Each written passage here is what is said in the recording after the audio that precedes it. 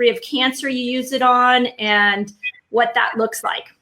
Okay, so I've made some slides here, so I'm going to try to do this, and my little picture is backwards, so I'm going to feel a little dyslexic, but That's okay. We'll put it in the notes as well. Let's see. Yeah, so it's on my website, maybe to here. Okay, so can your viewers sort of see that a little bit? Yep, I can see it. Okay, so this is sort of an artist's rendition of cryoablation. So this little area right here, this little brown area, and again, these pictures and a bunch of other things are on my Protect Your Breast website, so they can go there, and it's going to be much easier to read, but at least for the folks listening in today, they can get sort of a feel for it. So the cryoablation is using incredibly cold temperatures of using liquid nitrogen to freeze the cancer in place. So I'll tell you a little bit how I got interested in this and what it's about. So this little brown area here that you might be able to see, is that visible on your end? Yeah, I can see it. Okay, so it has to be able to be seen on ultrasound. So this woman goes into a cryo clinic. They have to be able to see it on ultrasound. So this is an ultrasound cursor and a gloved hand holding it. So what they do is they can see where this cancer is. They put some Novocaine into the breast. They take a little surgical blade, make a 3 millimeter, size of a freckle, little slit here. They insert the probe and they can see where they're going. So they get the probe into the middle of this, and then there's a blue button for freeze, a red button for stop. They push the blue button, liquid nitrogen comes down the probe, and you can begin to see this ice ball freezing here inside of the cancer. And then you just watch it, and it freezes 1 centimeter all the way around. Then you push the stop button, you put some hot packs on it, you sort of thaw out the ice ball, and then you freeze it a second time by having more liquid nitrogen go in here. Then you put some hot packs on, you remove the probe, and they go out with a little Band-Aid or a little 2x2 dressing, and they can go out to lunch or take 2 Tylenol and go back to work. Wow. So this has 92% to 100% effectiveness. Wow. Lumpectomy is only 62 to 80% effective. So what woman wouldn't want to conserve her breast, have this frozen and killed off, essentially? So the reason why I got involved in this, I'll bring you to my next slide and see if I can hold this up appropriately. So again, I'm doing this backwards. So this is a gal named Mary. And in 2010, this gal came in for thermography. And again, you could go look at the website. Oops, that's my handy dandy chopstick. So anyway, these are much better on the website. So Mary came in and she has a biopsy proven cancer. And you probably can't see it quite on this thing, but there's a little circle and it's warmer inside this little circle here. Okay. So she has a 1.5 centimeter biopsy proven cancer sitting in here. And over here on the grayscale, and this is what I was talking about, the blood vessels or neoangiogenesis. So these are blood flow vessels coming up to feed the cancer that's sitting inside this little area. So she had this done. And then she said, great. She said, now I'm going to Detroit and I'm having my breast cancer frozen. And I said, Mary, what did you say exactly? Because I'd never heard of anybody freezing breast cancer. And she says, oh, I'm going to see Dr. Peter Littrip in Detroit and I'm having my breast cancer frozen. So the backstory on that is Mary had found a gal named Laura Ross Paul. And again, Laura's book is also on my website. And it's called They're Mine and I'm Freezing Them. Excuse me, They're Mine and I'm Keeping Them. And Laura, in 2003, had 2 biopsy-proven cancers. And her husband, Alex, started researching. He found Peter Littrip. And Peter essentially said, well, I've produced this equipment to freeze prostates in place. And Alex says, well, my wife has 2 breast cancers. Can we come see you? And Peter said, well, it's never been done before. And Alex said, we don't care. Peter said, oh, it's a great application. Get on the plane. So Peter invited Laura and her husband out. And Laura is the very first person internationally that ever had her breast cancer frozen by Peter Littrip. Then Peter was sent by the United Nations to China to set up cryoablation clinics there because fewer than 20% of the Chinese population find their breast cancer by mammograms or ultrasound. Usually it's a lump that's fairly far gone and in bad shape. So he started setting up cryo clinics there to help. And it's beginning to really expand again in the socialized medicine countries because they want to keep their population safe, you know. So the And they're idea not is if you can do a money-driven healthcare system either. yeah, they're keeping money Yeah. for them Right, instead. exactly. So Mary had gone off to see Peter, and then Mary reappeared, and I'll try to get my next slide up here. It's all backwards. This is kind of fun. It's all good. Mary reappeared, and between these two pointers, and again, this on the website, it's probably a little bit easier to see. Is that a little bit better here, maybe? Yep. So, so there's this little oval thing that's sitting here between the pointers, and this is 8 months post cryo, and it's 6 centimeters by 4. It's almost to scale. But here between the pointers, there's no blood flow, and this is all cold. There's nothing going on in here. And I thought, oh my God, what's happened to Mary? Because I'd never seen something that was small that suddenly is 6 centimeters across and spongy. So what's happening is, I'll see if I can get my hand up here. So if this is the cancer and this is the body part, and it doesn't make any difference which body part this is. It could be breasts, prostate, lungs, doesn't make any difference. But this is the cancer sitting here as a parasite inside the body. The body can't see it. So it's providing oxygen, nutrition, and it's just growing and growing. So cancers are us. So once you've gotten a probe into this thing and frozen it, now you have dead tissue, and the body sends out cytokines and white blood cells to kind of go after these now changed cells. So it's not, you know, cancers are us. So it's like if you think about if you get a bad splinter on your palm and it gets red and angry, that's the cytokines attacking the infection that's sitting in here. And this is quite normal. We all know about what happens to our hands, you know, when we get a bad splinter and gets red and angry. Well, this cytokine involvement is what was going on with Mary. So the cytokines are going there and cleaning up the cancers, the dead cancer cells.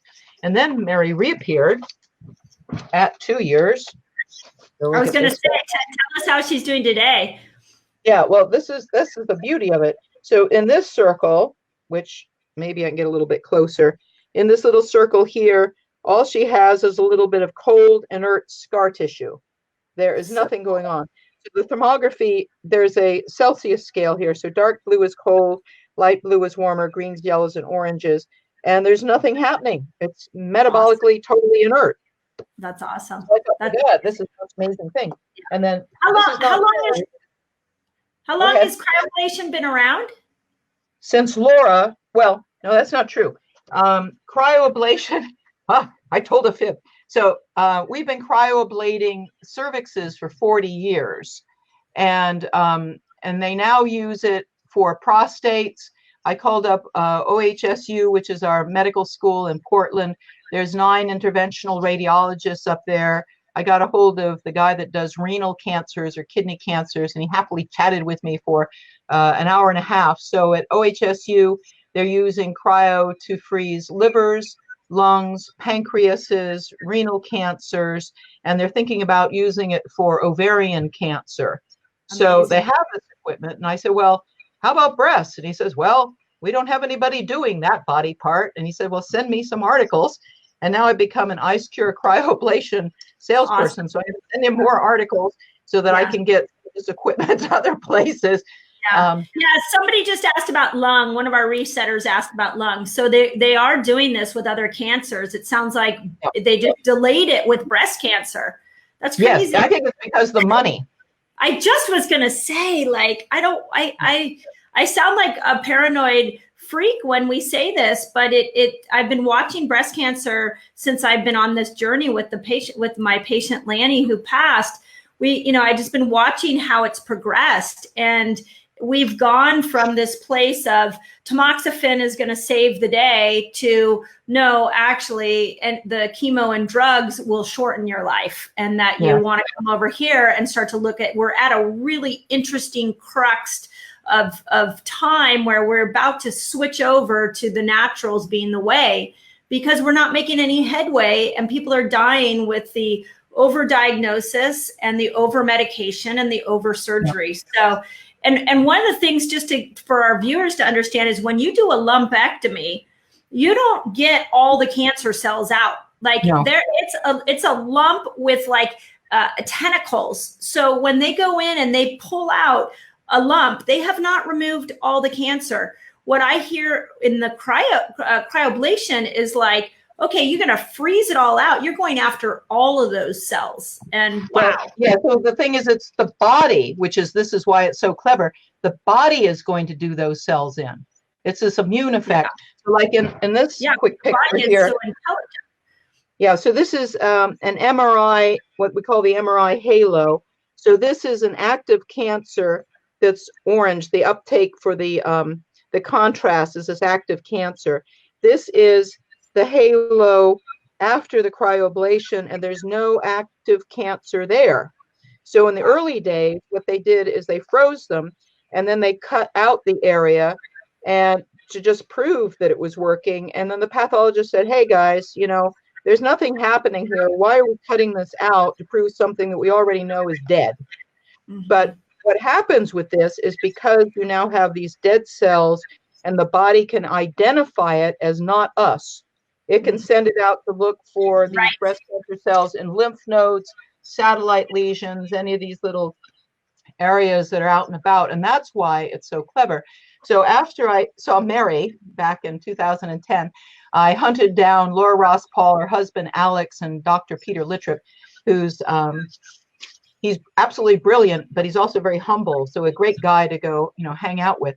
So what we did is Laura and I created something called the early freeze protocol, because we said we have to get this out some way. And this is why I'm so pleased to be on your program.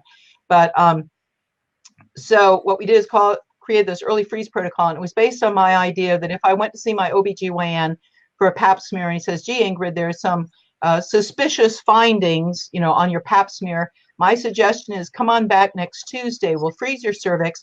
And then you come back in 6 months and we're going to do another pap smear. So this has been standard of care for 40 years. He is not treating me for cervical cancer. He's treating me for suspicious findings.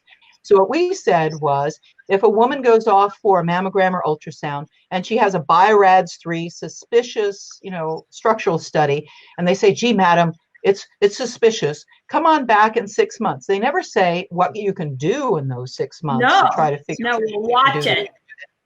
Yes, and the woman is scared to death, and that's sort of another reason why I have the book now, to follow along to try to make the changes. And then so we thought that if these people that had suspicious findings, get them in front of a high-end military camera. If you have blood flow that's leading down to it in this palpable area that maybe you can still see with an ultrasound, freeze the darn thing. So then Laura and I were invited by the Chinese government to present the 5th International Cryoablation and Stem Cell Conference at the Fuda Hospital in China in 2006 to 200 international researchers. And it was really well received because they thought, well, if we can find something early, if we can freeze it in a half an hour to 45-minute office visit with some Novocaine and some liquid nitrogen, we have fixed this problem. So it's sort of an interesting concept. The issue that I found with the, because you mentioned something about the, the cancer industry with this. So I'm trying to get this out to as many people as possible. I'm now working as the Underground Railroad. So people find me on my website and they say, hey, I have a biopsy-proven cancer. I want to get to this cryo center someplace. So I'm now taking them to California, Arizona, Detroit, Georgia. So I'm sort of floating them around the country. We're going to be getting 4 new units of cryoablation at Good Sam Legacy in the next month. There's 5 women breast surgeons up there, yay, raw women breast surgeons, who wanted this. They're going to be, opening up shortly. But again, since I'm an IceCure sales rep, I can now get this equipment to different places. It's mostly surgeons and radiologists that do it because they're fond of using ultrasounds and sharp objects. So if we can get them to those places, that would be great. So I approached one of the local breast surgeons here, who I send most of my people to, and he said, yes. He said, this is the future of breast cancer care. I think this is fantastic. And I said, well, how would you like some equipment? And he says, my wife and I have just bought a vineyard, and we have to buy some oak casks for our Chardonnay. And if I bought some expensive medical equipment, my wife would have, my head. So I thought, well, I guess that's not going to work.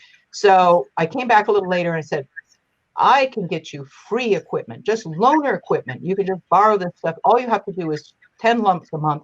And you can also freeze fibroadenomas, and they've been freezing fibroadenomas for over 10 years at the Mayo and other places using cryo. And I came back and said, how about free equipment, Christian? And he says, no, he said, if I got that, they'd be on me like a pack of dogs. And I thought, well, what's with this pack of dogs thing? Because then I realized that he has to go to grand rounds. He has to sit with all these people at the cancer board things, and they might not like him doing something in his office with some Novocaine and some ultrasounds. So then what I did, a lady about that time came in. She was living off the grid. She was an organic farmer. She picked a bunch of organic carrots to come see for me for a thermogram. She didn't have any health insurance, and she has a hot scan, a palpable thing, and I know I'm going to have to send her off to see the surgeons. And she said, how much is this going to cost me? And I said, gee, I don't know, but I'll find out. So I called up my local surgeon's office to find the cost for the pre-surgery, day of surgery, post-operative. Then I called anesthesiology, pathology, day surgery, IVs, recovery room, and I said, well, why don't we just call it a simple mastectomy? Just, give us a code, give me a price. So here in Eugene, and we're a bit of a backwater, so we're not LA, we're not, New York, we're a little community group here. So I found out that between the numbers for a simple mastectomy, by calling all the people that would have been involved, it's $55,000 to $57,500 for a simple mastectomy in little backwater Eugene. So that's fascinating. And if this woman who's picking organic carrots with no insurance gets tangled up with medical oncology or radiation oncology, it's 55 to 65 grand on top of that. So each case of breast cancer, $110,000 to $125,000. And that's why Christian said they'll be on me like a pack of dogs. Right, because you're going to take away a big moneymaker for them. Yeah. That, I think, is the bottom line for this. So, try to get this out. I think it's going to be a women's-based movement. There's 19 states now that are paying for cryoablation, and the insurance companies that pay are Medicare, Blue Cross Blue Shield, United Healthcare, Cigna, and Aetna. And Blue Cross, Medicare, and United Healthcare are all national carriers. So if they're starting to pay in Tennessee, or if they're starting to pay in Georgia, I think it's just a matter of looking at it, because these insurance companies do not want to pay $110,000 to $125,000 for care. If this immune effect works as well for a lot of the women, they may not need radiation and chemo, because your body is going to find it themselves. I have an anti-estrogenic and sort of a protocol to use DIM and indole 3-carbinol and broccoli sprouts, and start organic juicing to get kale and collards and cilantro and ginger and turmeric. Curcumin is really important for cancer. So I try to get people juicing, eating organically. So a lot of the people say, well, I've gone to see all these other oncology folks, but I'm not too keen on doing these other things, but I want to work on this. And there's a wonderful surgeon called Dr. Dennis Holmes, and he's a breast surgeon and a cryoablation advocate. And he's one of the guys I send most of my people to California, because he'll do very large tumors on and off protocol. So he read my book. He said, geez, he said, this is great. I'm going to buy these by the case and get them to my patients. And he said, and I'd also like to review your cryoablation chapter, which is now at the publisher, so we can get that back into the new version, because he said, I just want to talk a little bit more about the pluses and minuses of the immune effect. But he said, I think that this is working for the immune effect, but we don't know enough for the research right now. But he said this idea of the early freeze protocol was very intriguing, because if you can nip it in the bud earlier, then you can send these people off for imaging, 6 weeks, 8 weeks out, another thermography, and then 6 months, another thermography and ultrasound. And if everything is calming down and there's no heat, there's no blood flow, you've probably gotten this thing. Or you could maybe freeze it a second time if there was a problem with the margin, and maybe lumpectomies are the third option. So this, I think, is where we're going. Yeah, I love that. And we're out of time, but this has been amazing. And I really, really hope that people, this gives a new perspective of what we can do for prevention. And if you have been given a diagnosis, I really hope that this gives you hope, because there are amazing people like Ingrid and many of the doctors you mentioned that are really trying to pave the way of a new paradigm for treating these cancers.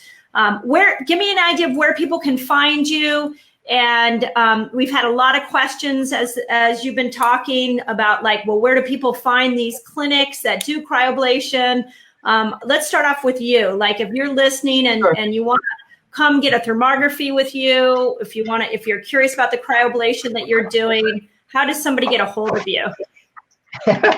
I've made yet another teaching thing. Hopefully we can get this and up. we'll put this link, everybody, in the notes so you know. Okay, so protectyourbreast.com is where the softcover book is, and the ebook is on Amazon, Barnes & Noble, and actually 6 international sites now. And then the contact at Proactive Breast Wellness is the best email to get to us. You can get to the Infrared Breast Health website to learn more about thermography. And then the Protect Your Breast has a lot about cryo, before and after images on the protocol. And it's more of my activism site. So this might be the best part to go. For the cryoablation for my Underground Railroad, there's, if people get to me, I try to help smooth the way to get them move forward. But they could also go to either IceCure, ICECURE, and then they're supposed to be able to give them, I have the list here of where the cryoablation clinics are now, and I can also get this equipment to their town if they contact me, if they know a surgeon or radiologist that might like to start using this to work with women. So that's helpful. And then the other group is called Sanarus, SANARUS, and they also have clinics. There's 2 different groups. Sanarus and IceCure have cryoablation equipment here in the US. So the Sanarus people also have another group of clinics that they can send people to, and I have that list as well. So usually you're the resource. That's what I hear. Yeah, so the Underground Railroad. So the people that do have breast cancer, they need a biopsy-proven cancer.